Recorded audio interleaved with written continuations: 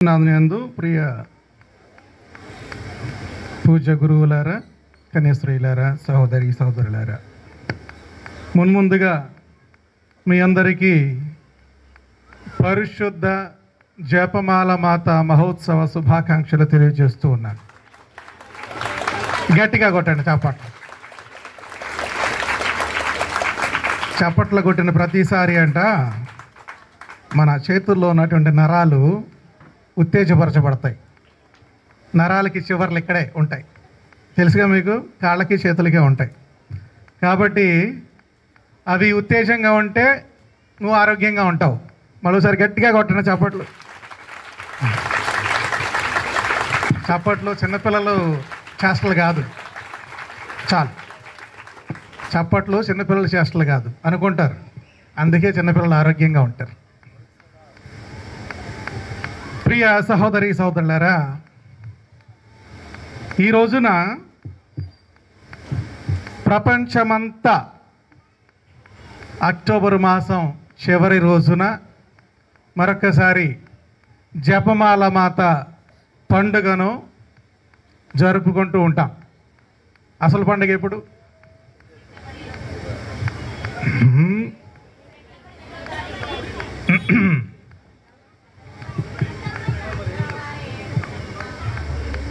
October, గట్టిగా చప్పట్లు కొట్టండి, 7వ తారీఖు.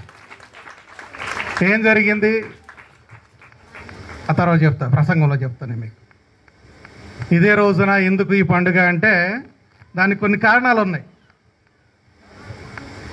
ముందుగా ఈ పండుగ యొక్క విశిష్టతను గురించి మనం మాట్లాడుకోవాల్సి వస్తే, ఈ పండుగను ప్రపంచవ్యాప్తంగా అక్టోబరు 7వ తారీఖున జరుపుకుంటూ ఉంటాం. దానికి ఒక కారణం ఉంది, ప్రసంగం మధ్యలో చెప్తాను నేను. కథోలిక్ సంప్రదాయంలో అత్యంత ప్రాముఖ్యమైనటువంటి ప్రార్థనలో ఏదైనా ముఖ్యమైనటువంటిది, ఏదైనా మనకందరికీ తెలిసింది ఏదైనా ఉంటే అది జపమాల. క్రైస్తవ విశ్వాసానికి ఒక సంక్షిప్త రూపం ఏదైనా ఉంటే, అంటే మన విశ్వాసాన్ని అంతా రంగరించి ఒక చిన్న గుర్తుగా చెప్పాలి అంటే అది జపమాలే. సిలువలు అందరి దగ్గర ఉంటున్నాయి ఇప్పుడు, అవునా కదా? క్రైస్తవులందరి దగ్గర సిలువలు ఉంటాయి. నువ్వు కథోలికుడు అని తెలుసుకోవాలంటే జపమాల ఉంటే ఆయన కథోలికుడు అంట, అవునా కదా? శక్తివంతమైనటువంటి ప్రార్థన, నిజంగా అందరూ మెచ్చేటువంటి ప్రార్థన, ప్రపంచంలో అనేకటువంటి అద్భుతాలు చేసినటువంటి ప్రార్థన ఏదైనా ఉంటే యేసు ప్రభు నేర్పించినటువంటి ఆ పరలోక ప్రార్థన తర్వాత ఇంకో గొప్ప ప్రార్థన ఏదైనా ఉంటే అది ఏ పాట, ఏ ప్రార్థన? మంగళవార్త జపం. మంగళవార్త జపం, అవును. భక్తి మార్గాల్లో ఒక మధురాతి మధురమైనటువంటి ఒక మార్గం ఈ జపమాల మార్గం. మరియమాత ద్వారా యేసు ప్రభుని చేరుకునేటువంటి ఒక అద్భుతమైనటువంటి అందమైనటువంటి మార్గం జపమాల మార్గం. ఈ జపమాల జపిస్తేనట, ఇందాక ఫాదర్ గారు చెప్పారు, చాలా ఉపయోగాలు ఉన్నాయి. పూజారంభంలో మన విచారణ గురువులు చెప్పారు, ఈ జపమాల భక్తి వల్ల ప్రపంచంలో అపారమైనటువంటి మేలులు కలిగాయి. అనేక మంది పాపాత్మలు పుణ్య మార్గంలో నడవడానికి దోహదపడింది ఈ జపమాల. అనేకమైనటువంటి జీవితాలు మారాయి. ఒక పవిత్రమైన జీవితాన్ని గడపడానికి జపమాల ఒక మార్గమై. జపమాలను జపిస్తే కుటుంబాలు విడిపోవు.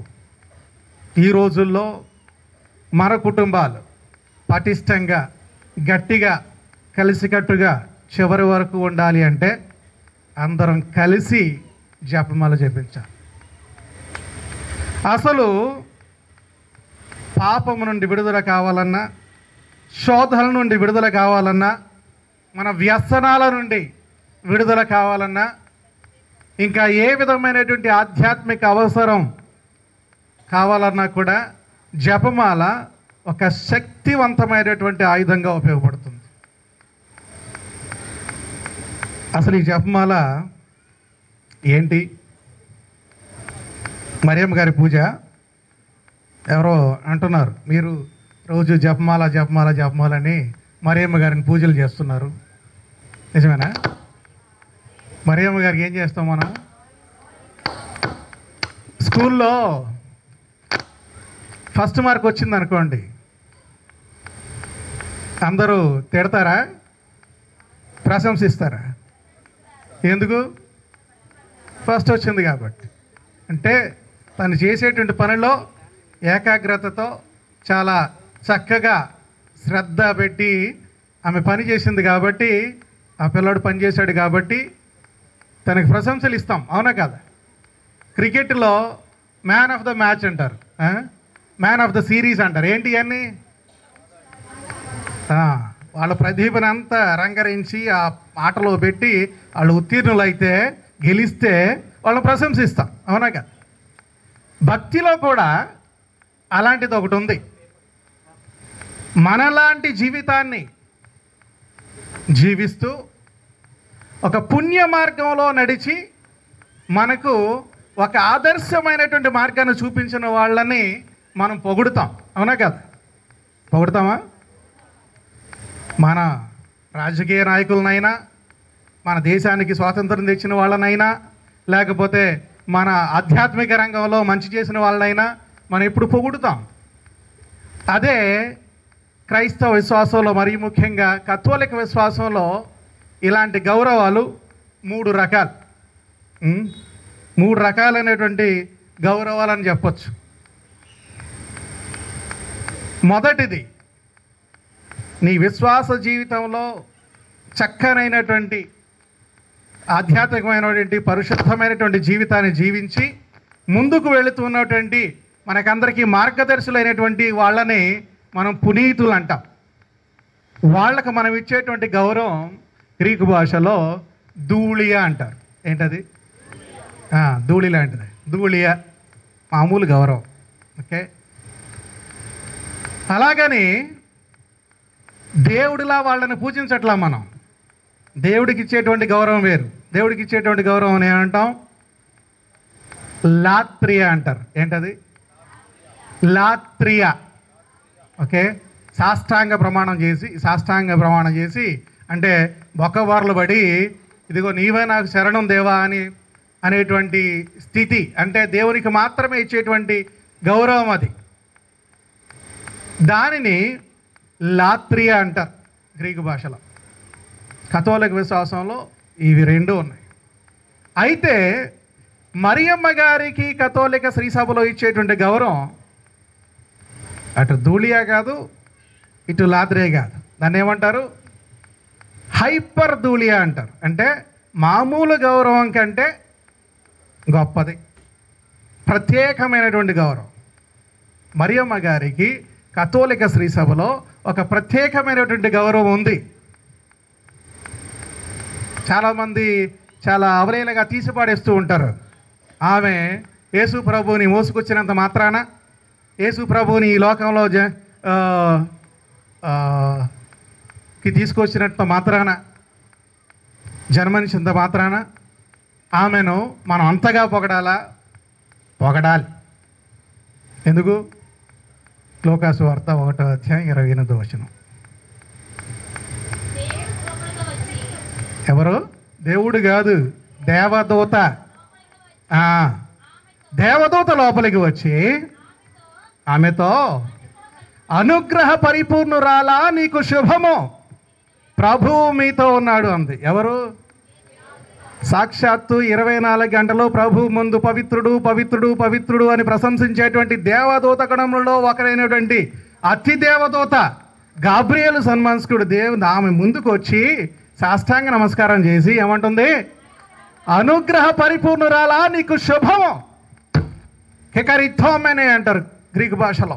అంటే నీవు అనుగ్రహములతో నింపబడ్డావు. బైబిల్ చరిత్రలో ఆ మాట మరియమ్మ గారికి ఒక్కరికే వాడబడింది. కెకరిథోమెనే. అనుగ్రహములతో నింపబడినటువంటి దాన. చాలా చోట్ల అనుగ్రహములతో నింపబడటానికి చాలా పదాలు వాడారు గ్రీకు భాషలో, బైబిల్లో. కానీ అక్కడ కరిత, చారిటీ, కరితో అన్నారు. కానీ కరితోమెనే అనేటువంటి భాష, ఆ మాట అంటే అనుగ్రహములతో నింపబడినటువంటి వ్యక్తి నీవే అని చెప్పడానికి సాక్షాత్తు దేవదూత ఆమె ముందు ప్రణమిల్లి చెప్పినటువంటి మాట. ఆమెను పూజించినట్ట. దేవదూత సైతం ఆమె ఇచ్చినటువంటి అరుదైన గౌరవం అది. అందుకనే కథోలిక శ్రీ సభ ఆమెకు అంత గౌరవాన్ని ఇచ్చి ఆమెను అంతగా ప్రేమిస్తుంది, అంతగా గౌరవిస్తుంది, ప్రశంసిస్తుంది. చాలామంది మనవాళ్ళే అంటూ ఉంటారు, మీరు ఈ ప్రార్థనలన్నీ కూడా మీరు చెప్పినయే కదా, మనం తయారు చేసాం వాటిని, శ్రీ సభ తయారు చేసిందా? లూకాసు వార్త 1వ అధ్యాయం 42వ వచనం, మొదటి వచనం మీరు చదివారు. ఏంటది? మంగళవారం జపంలో మొదటి వచనం, అనుగ్రహ పరిపూర్ణురాలా నీకు శుభము. అంటే దేవవర ప్రసాదము చేత అన్న, అనుగ్రహంతో నింపబడినదానన్న ఒకటే. దేవవర ప్రసాదము చేత నిండిన మరియమ్మ నీకు వందనం. గాబ్రియేల్ సన్మనస్కుడు సాక్షాత్తు చెప్పినటువంటి మాటలు, పలికినటువంటి మాటలు. తర్వాత స్త్రీలందరిలో నీవు ఆశీర్వదింపబడిన దానవు, మీ గర్భఫలమగు ఆశీర్వదింపబడెను. నీ గర్భఫలము అగు యేసు, అంటే యేసు ప్రభు, నీ గర్భంలో ఉన్నటువంటి యేసు ప్రభు ఆశీర్వదింపబడిన వారే. ఎవరన్నారు? 42వ వచనం, ఎలిజబెత్ అమ్మ, మరియమ్మ గారు తను గర్భవతిని తెలిసి కూడా కష్టంలో ఉన్నటువంటి తన చుట్టమైన ఎలిజబెత్ అమ్మను సందర్శించడానికి వెళ్ళినప్పుడు ఎలిజబెత్ అమ్మ పరిశుద్ధాత్మ చేత నింపబడినదే ఆమె పలుకుతున్నటువంటి మాటలు ఇవి.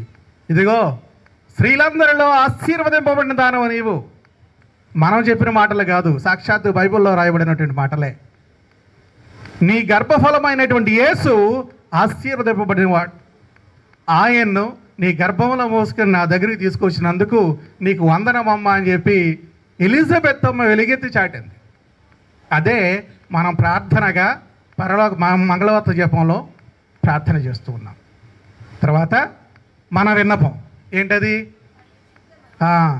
పరిశుద్ధ మరియమ్మ సర్వేశ్వరుని యొక్క మాత, పాపాత్ములమైండు మా కొరకు ఇప్పుడును ఎప్పుడును మా మరణ సమయమందును ప్రార్థించండి అంటాం. ఎందుకని? చూడండి, ఇక్కడ కూడా మనకు నమ్మకమైన వాళ్ళని ఎప్పుడు కూడా ప్రార్థన చేయమని అడుగుతాం. చాలాసార్లు అవి ఫలిస్తాయి కూడా. పునీత పాద్రే పియో గారు కూడా అనేవాడు, చాలామంది చాలా దూర ప్రదేశాల నుంచి నాకు ఉత్తరాలు రాసేవాళ్ళు, వాళ్ళ సమస్యలు చెప్పి ప్రార్థన చేయమని.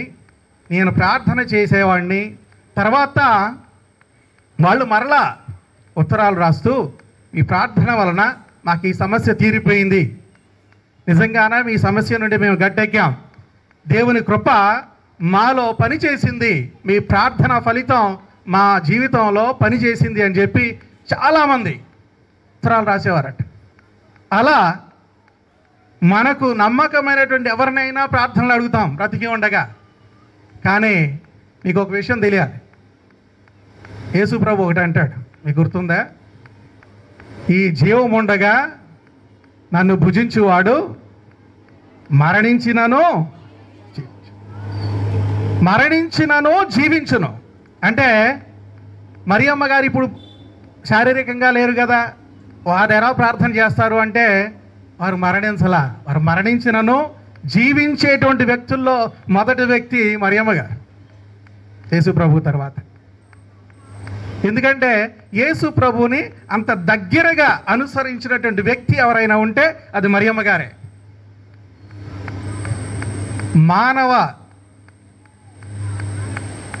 మానవ స్వరూపం, దైవ స్వరూపం కలిసి ఉన్నటువంటి ఒకే ఒక వ్యక్తి యేసు ప్రభు ఈ లోకంలో.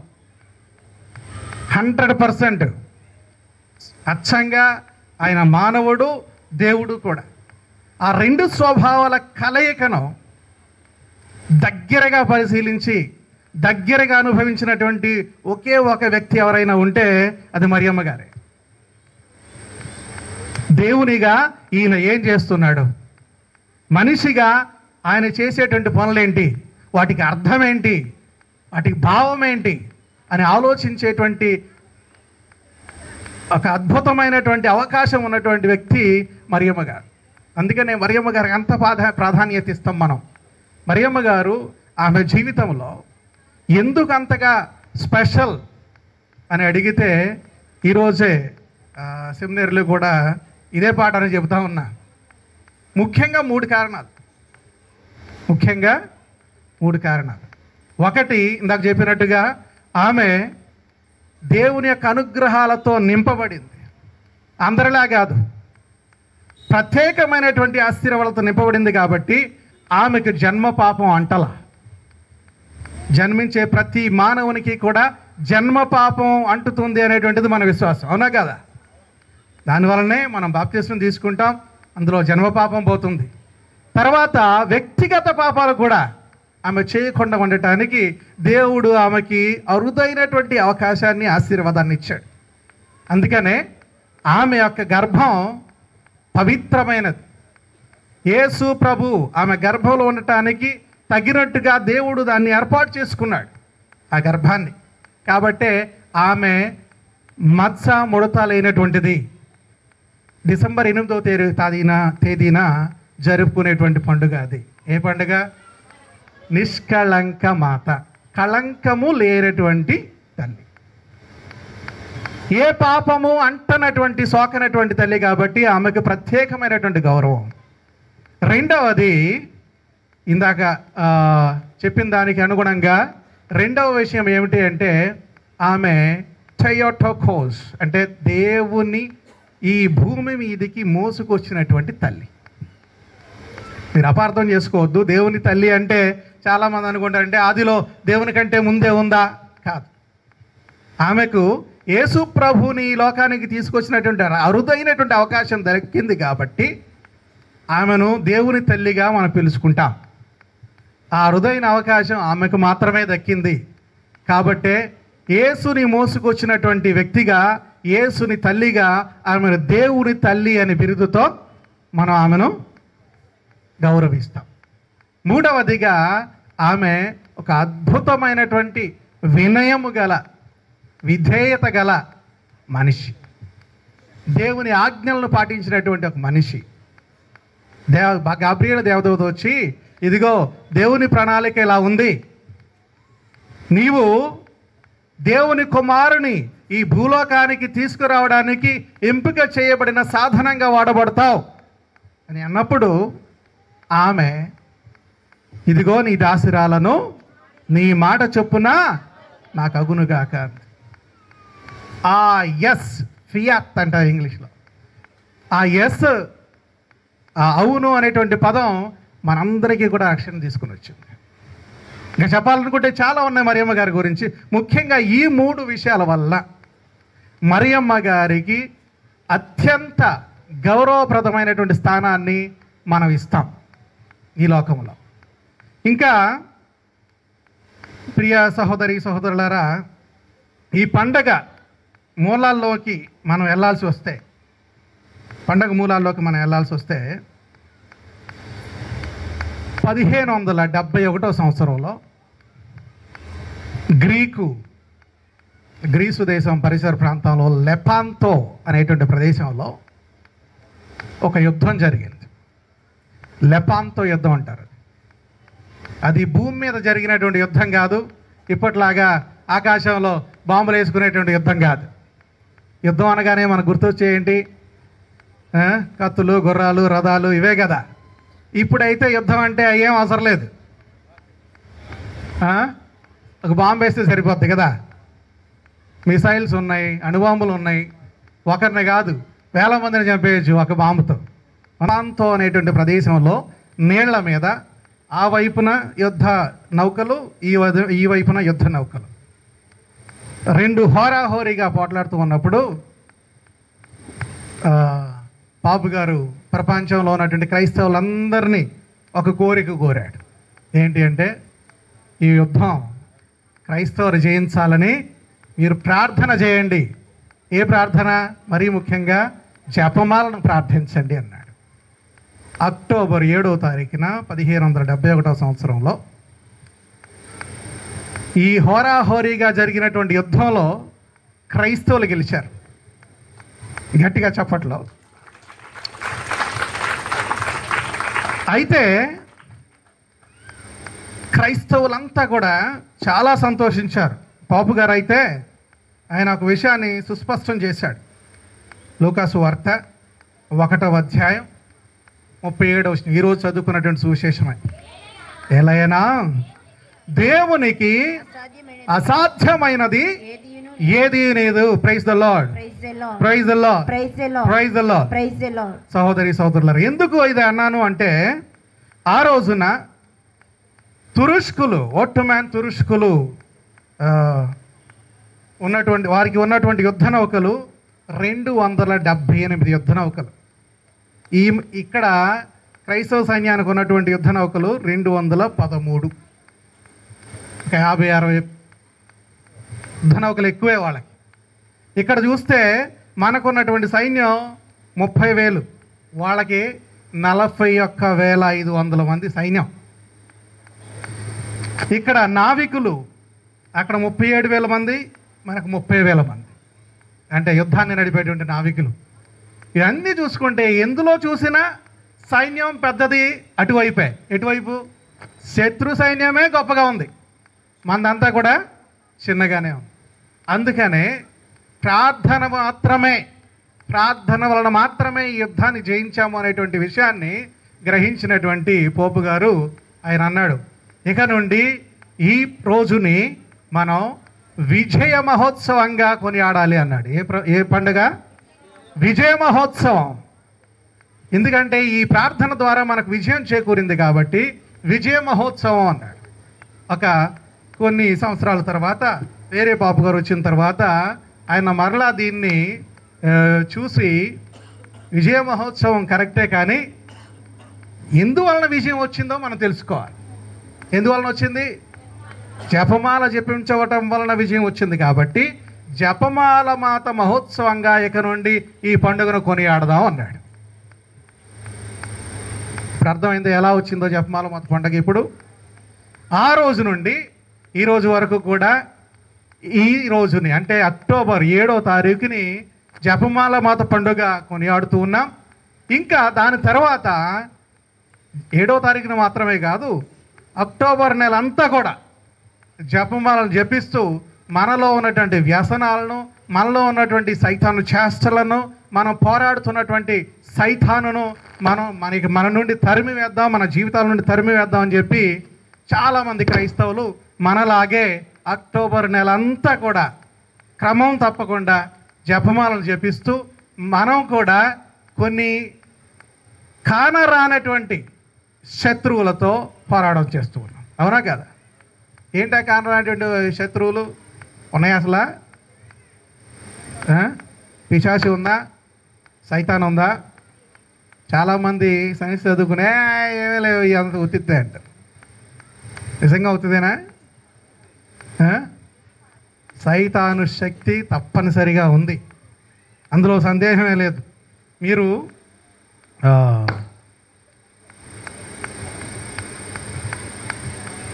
2 కొరింథీయులకు రాసిన లేఖ 10వ అధ్యాయం 4వ వచనం ఒకసారి చదవండి.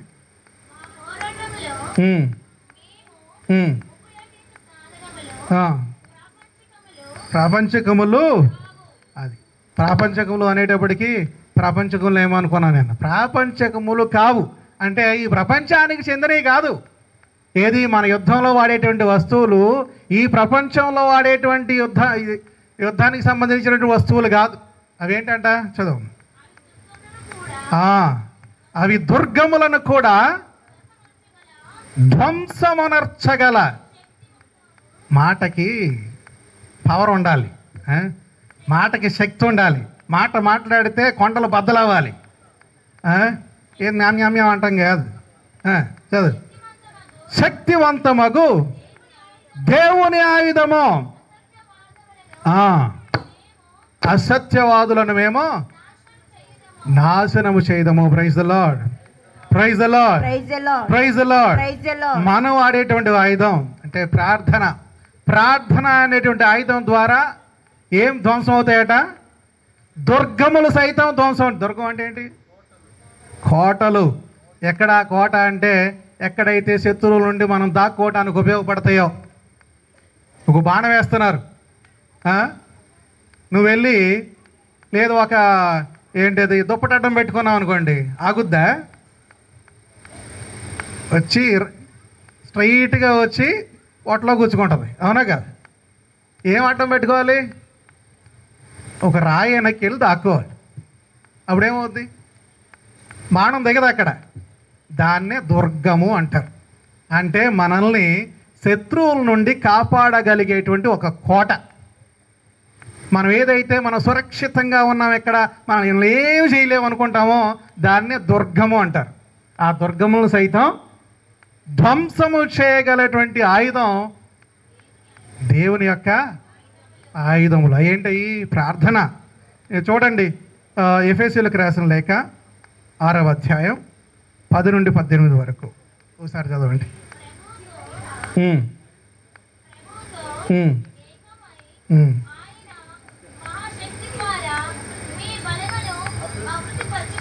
ఎఫెసీయులకు రాసిన లేఖ 6వ అధ్యాయం 10వ వచనం నుండి. ప్రభుతో ఏకమై ఆయన మహాశక్తి ద్వారా మీ బలమును అభివృద్ధి పరచుకొనుడు. సైతాను టక్కరి జిత్తులను ఎదుర్కోగలుగుటకై దేవుడు ప్రసాదించు సర్వాంగ కవచమై ధరింపుడు.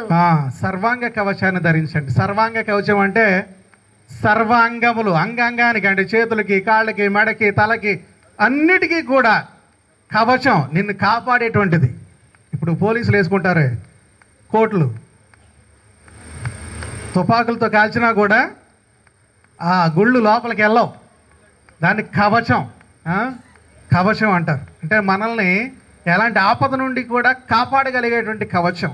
అది దేవుని యొక్క శక్తి మాత్రమే. అది మనం చేసేటువంటి ప్రార్థన మాత్రమే. ఈ లోకములో మనం జీవించడం అంటే యుద్ధమే. మామూలుగా ఊరుకోదు. మనం ఊరుకున్నా సైతాన్ ఊరుకోదు. ఏదో ఒక విధంగా మనల్ని గోకుతానే ఉంటుంది అనమాట. మనల్ని ఏదో విధంగా ఏదో ఒక శోధనకు గురి చేయాలనే చూస్తూ ఉంటుంది సైతాన్. ఈ లోకంలో జీవించటమే మనం చేస్తున్నటువంటి ఒక గొప్ప యుద్ధం. ఆ యుద్ధంలో జయించాలి అంటే సర్వాంగ కవచమైన దేవుని యొక్క ఆ శక్తిని మనం పొంది ఉండాలి అంటే ప్రార్థన చేస్తూ ఉండాలి. ఆ ప్రార్థన ఎలాంటిదై ఉండాలి అంటే ఇదిగో ఈరోజు మనం చేస్తున్నటువంటి ఈ జపమాల ప్రార్థన లాంటిది. జపమాల ఏం చేస్తాం? మనం ఏం చేస్తున్నాం? దేవుని యొక్క నామాన్ని, దేవుని గురించే మనం ధ్యానం చేస్తూ ఉన్నాం. ఏంటి ఆ ధ్యానం? దేని గురించి ధ్యానం చేస్తున్నాం జపమాలలో చెప్పండి? యేసు ప్రభుని జననం గురించి, సంతోషదేవ రహస్యాలు అంటాం. యేసు ప్రభు జననం చుట్టూ ఉన్నటువంటి సంతోషాన్ని అంతటిని ధ్యానం చేస్తూ ఉంటాం. ఎలా పుట్టాడు, ఎలా గాబ్రియేల్ దేవదూత వచ్చి సన్మనస్కి మంగళవార్త చెప్పింది, తర్వాత మరణం గురించి దుఃఖదేవ రహస్యాలు అంటాం, తర్వాత పునరుత్థానం మహిమదేవ రహస్యాలు, తర్వాత వెలుగుదేవ రహస్యాలు. యేసు ప్రభు తన జీవితంలో చేసినటువంటి అత్యద్భుతమైనటువంటి కార్యాలన్నీ కూడా వెలుగుదేవ రహస్యాలు ధ్యానిస్తాం. నిజం చెప్పాలంటే జపమాల చెప్పేంతసేపు కూడా మనం దేవుని గురించే ధ్యానిస్తాం, మరియమ్మ గారి గురించి కాదు. అంటే కానీ చాలామంది అనుకుంటారు జపమాల చెబుతూ ఉంటే ఏదో చిన్నగా ఒక్కొక్క మాట అదే పదేగా మనం అనుకరిస్తూ చెబుతూ ఉంటే ఇదేదో మంత్రాలలాగా పనిచేస్తాయని. మంత్రాలకు చింతకాయలు రాలుతాయా? మంత్రాలకు చింతకాయలు రాలవు. ఇది మనం చెప్పేది కూడా ఓం భూమ్ భుష్ అంటే వెళ్ళిపోతుంది. మనం చేసేటువంటిది ప్రార్థన, ఏకాగ్రతతో చేసేటువంటి ప్రార్థన. మనం చేసేటువంటి ధ్యానం ఎలాంటిది అంటే మరియమ్మ గారు కూడా ఈ లూకాసు వార్త 2వ అధ్యాయం 19వ వచనంలో ఒకసారి గమనించండి మరియమ్మ గారు ఏ విధంగా ధ్యానం చేశారు. కానీ ఆ, ఉమ్. కానీ మరియమ్మ అంతయు తన మనస్సున పదిలపరచుకొని మననము చేయుచుండెను. Praise the lord, praise the lord, praise the lord. ఎంతమంది నిజంగా మన జీవితాల్లో మనకు తెలిసిన చూసిన అవును అని నమ్మినటువంటి విషయాలన్నీ కూడా మనసులో పెట్టుకుని ధ్యానం చేసేది ఎంతమంది? మనకి పావు తెలిస్తే దానికి ఇంకొక అర జోడించి ఒక సంపూర్ణమైనటువంటి కథను సృష్టించేసి అన్లిమిటెడ్ వచ్చేసింది కదా ఇప్పుడు. అది అయిపోయేదాకా కూడా ఫోన్లు పగలొచ్చి వేడొచ్చి మనం ఇదే పగిలిపోయే వరకు పేలిపోయే వరకు కూడా మనం మాట్లాడుతూనే ఉంటాం, చెబుతూనే ఉంటాం. ఇదిగో ఇది జరిగిందంట జరగలే, మనకు తెలిసింది పావు, దానికి ఒక పావు జోడించి మొత్తం కథనాలు వేస్తాం, అలా చెబుతానే ఉంటాం. ఇంకా అయినా ఇక్కడ సాటిస్ఫాక్షన్ ఉండదు. మరణం ఇంకెక్కడ చేస్తాం మనం? లోపల పెట్టుకునే స్థామత ఎక్కడ ఉంది? ఇంకా అదే ధ్యానం అంటే. ధ్యానం అంటే దేవుడు చేసినటువంటి అద్భుతాలను మన జీవితంలోనే కాదు, మన కుటుంబాల్లోనే కాదు, అసలు దేవుడు నిజంగా ఈ లోకంలోకి వచ్చినప్పుడు ఆయన జీవితంలో జరిగినటువంటి అద్భుతాలను కూడా ధ్యానించుకుంటూ, ఆయన మన జీవితాల్లో చేస్తున్నటువంటి అద్భుతాలను కూడా ధ్యానిస్తూ మననము చేస్తూ ఉంటే అది నిజమైనటువంటి ప్రార్థన. జపమాలలో చేయాల్సింది అదే.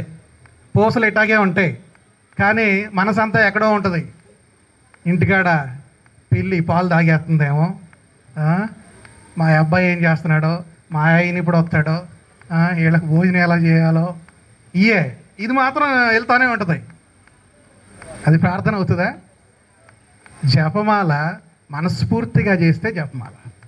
నిజంగా అలా చేసినటువంటి జపమాల ఇప్పటికి కాదు, వెంటనే మీకు రిజల్ట్ కనపడకపోయినా మీ జీవితంలో తప్పనిసరిగా దాని ఫలితం మీ జీవితంలో కనపడుతుంది ఏదో ఒక రోజు.